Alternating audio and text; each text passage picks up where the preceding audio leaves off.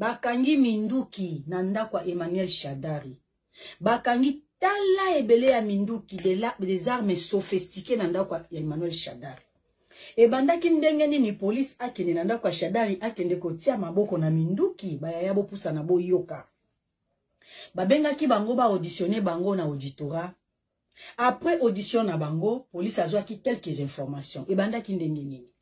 Jean-Pierre Bemba tango akendaki kuna na bandundu kotala situation ya mobondo.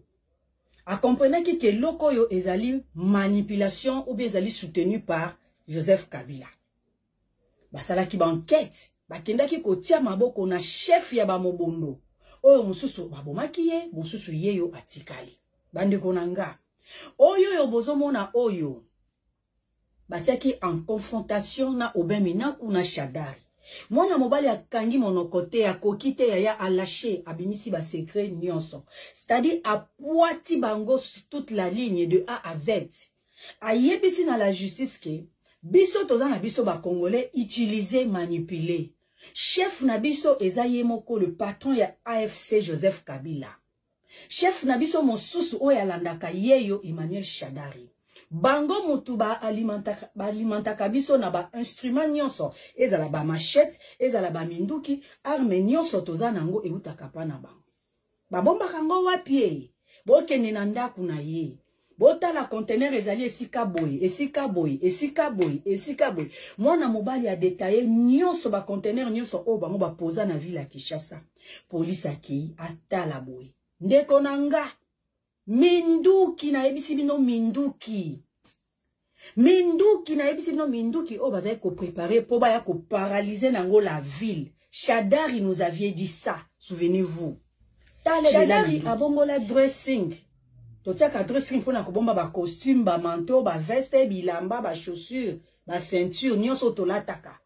Oya ye dressing ezaya pour na minduki. Ba kuti minduki tina ba mur ya ndako. Bomoni mur ya ndako, yo kanseza mur, soko tindiki boye. Na simanango, ezali ba placard.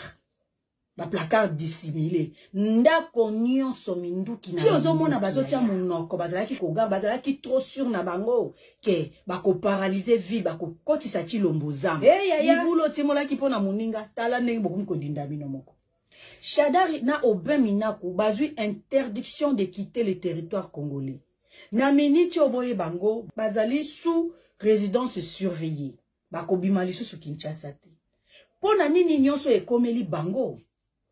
Déjà par rapport ya ba déclaration ya Shadari, wa lobaki ketoko agir lisusu na unanimité te en silence te, il faut ba déclaration na biso na ba acte na biso ezala fait à l'œil nu. Toto se dévoiler, bazalaki trop sûr que makambo ezo beba nanga zo kota, Kabila zo kota, chaque visite ya Bemba.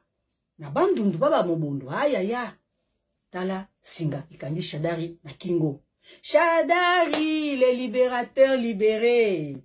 Le paralysateur paralysé, yaya. Hein? Siko to sali ndenge nini? Bino obokote la Kabila za innocent. Shadari, preuve à l'appui, minduki na ndaku na yomoko. Minduki na ndaku na yomoko.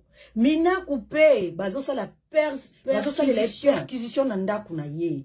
Tipo kwe inda, tozana binwawa, mutaki mate.